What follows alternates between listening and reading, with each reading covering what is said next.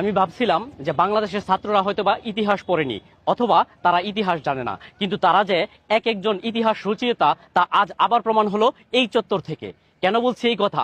সমগ্র বাংলাদেশে যখন শেখ মুজিবের এক একটা মূর্তি, এক একটা মুরাল ভাঙা হচ্ছে, তখন এই তাজউদ্দিন চত্বরে তাজউদ্দিন মাথা উঁচু করে সগৌরবে দাঁড়িয়ে আছে।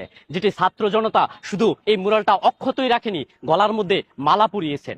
এর কারণও আছে, মানুষ কোনোদিন তার কৃতকর্মকে অস্বীকার করতে পারে না। সে জীবিত অবস্থায় হোক, মৃত অবস্থায় হোক, যুগ যুগ পরে হলেও তার কর্ম ফিরে আসে।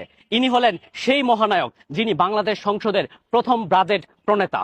উনি হলেন সেই মহানায়ক যিনি 1975 সালের 24শে ফেব্রুয়ারি শেখ মুজিব যখন বাকশাল গঠন করতে চান তখন গুর বিরোধিতা করেছিলেন এই তাজউদ্দিন। তিনি বলেছিলেন 30 লক্ষের বিনিময়ে গণতন্ত্রের অগ্রাধিকার ভিত্তিতে যে দেশ স্বাধীন হয়েছে সেই স্বাধীনতাকে আপনি একটি কলমের খুঁচায় শেষ করে দিতে পারেন না। উনি হলেন সেই মহানায়ক যিনি 9